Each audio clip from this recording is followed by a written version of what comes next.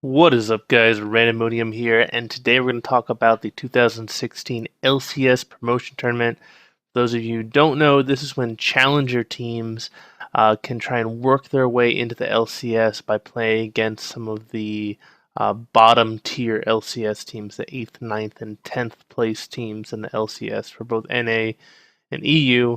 But real quick, just first, I just want to talk about week 9 of the LCS, which was absolutely amazing. There were just so many fantastic games. So if you haven't caught up on those games, please watch them. I mean, some of my favorites: TSM versus Immortals Game 1, Phoenix 1 versus Envy Game 1, TSM versus NRG Game 2 was very interesting.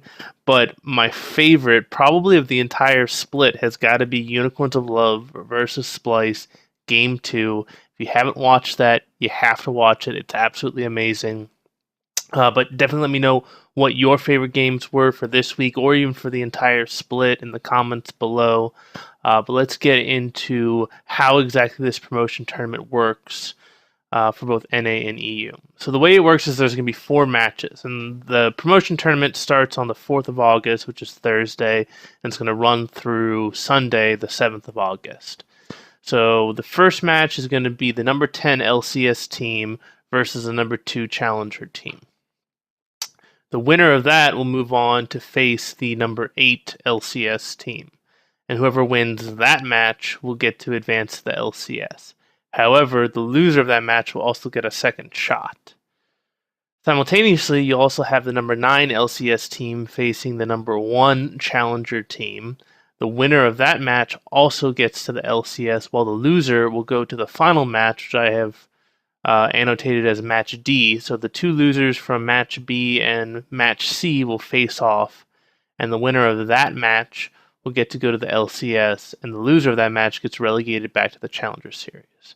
So there's going to be 5 teams, 3 LCS, 2 Challenger teams competing for 3 LCS spots, and the bottom 2 teams get put back into the Challenger Series. So if we look at for North America, the bottom 3 teams in the LCS are Phoenix 1, NRG, and Echo Fox. And the top 2 teams from Challenger are Cloud9 Challenger and Team Liquid Academy. If we plug in all these teams into the matrix, we can see that match A, which will happen on Thursday, is going to be Echo Fox versus Team Liquid Academy.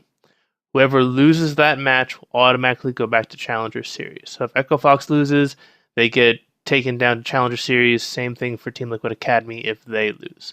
The winner will move on to match C, where they'll face Phoenix 1, and the winner of that match will advance to the LCS.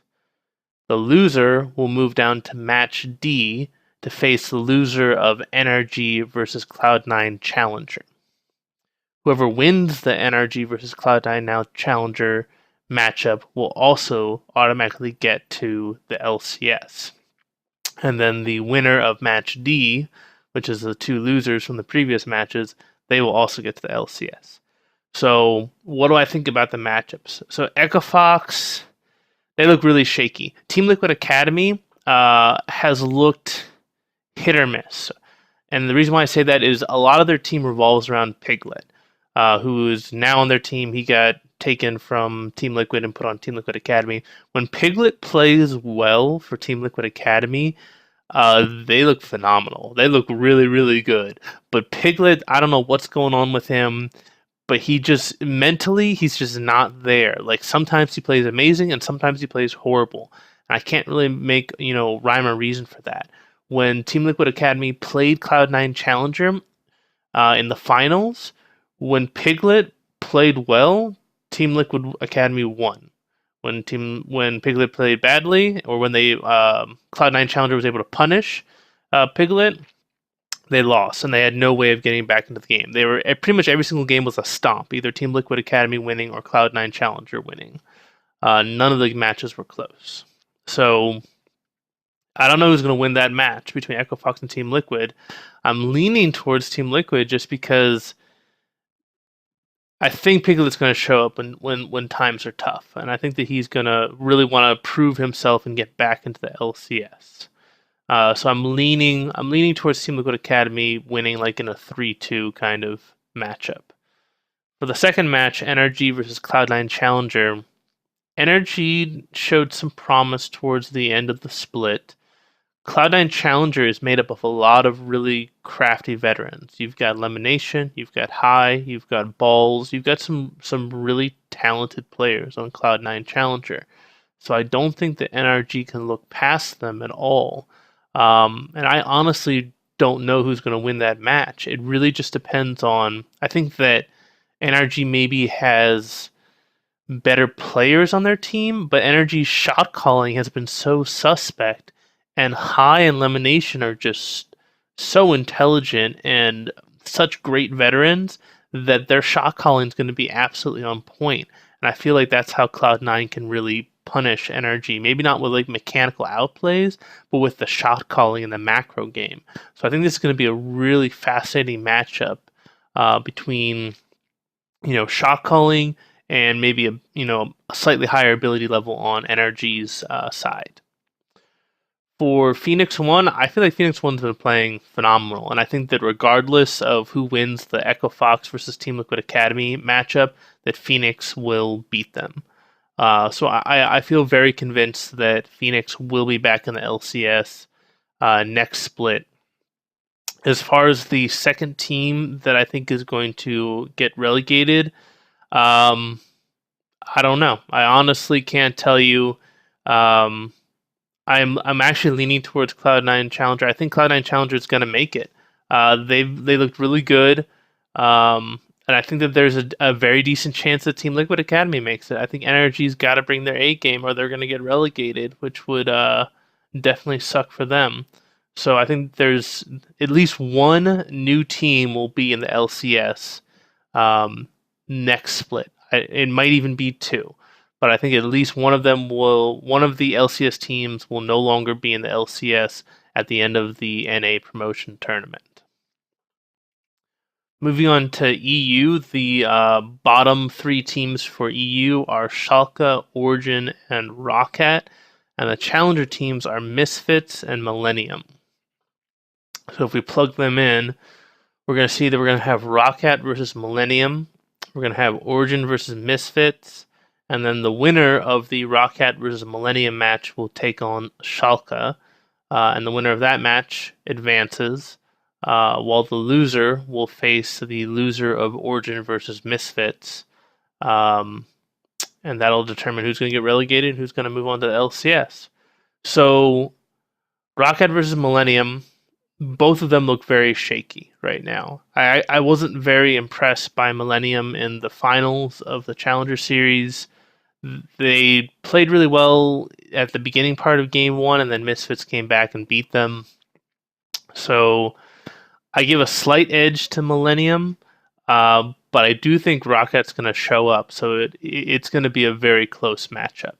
When it comes to Origins versus Misfits, Misfits looks really freaking good. Like, they look really, really good.